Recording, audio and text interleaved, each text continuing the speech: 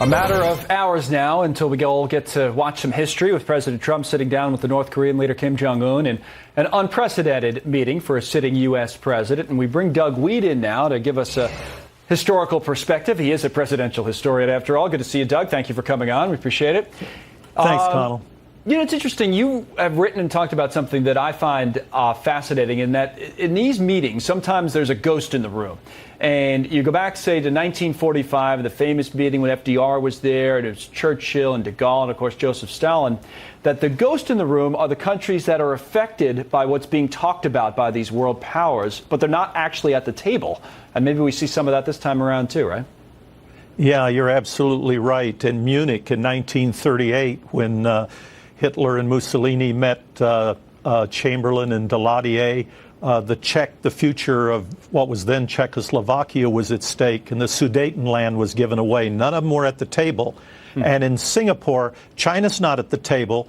But very interesting to me, South Korea's not at the table, and Kim Jong-un has threatened their existence. He's not only threatened to wipe out Seoul, he's threatened to use toxic gas and poisons to destroy the other cities in South Korea. And the big one to me is Japan. In America, our news media has ignored the threats that Kim Jong-un has made to Japan, including a nuclear weapon against Tokyo. That's repeatedly been mentioned, and our news media seems to ignore it. I promise you, I've been all over the Pacific Rim many times, and they know about it very well in Japan. Where it hits so close to home, or would.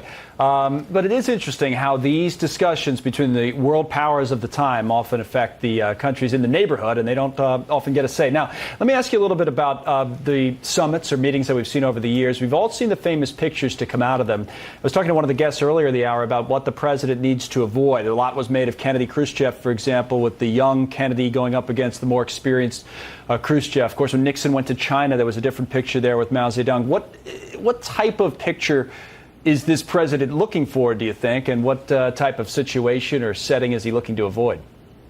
You know, I disagree with a lot of what the pundits have been saying, and I take a long view of history. I think both Kim Jong-un and Donald Trump are getting something out of this summit. Of course, Kim Jong-un is getting, what did Indiana Jones say to Short Round?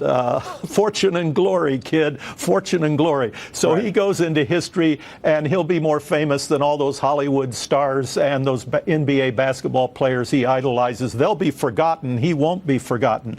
But Trump gets something, too, that's overlooked. He cannot attack North Korea, a preemptive attack against North Korea, without first having tried peacefully to resolve the crisis. That would be impossible. There'd be riots in West Europe. Our own news media would turn viciously, if they could be any more vicious, against Trump.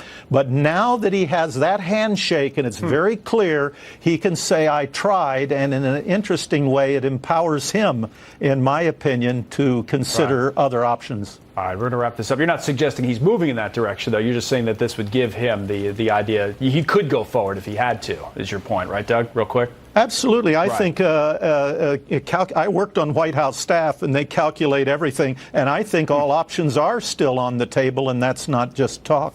All right. Good to see you. We'll talk to you again soon. Good to see you, Connell. Okay. Thanks.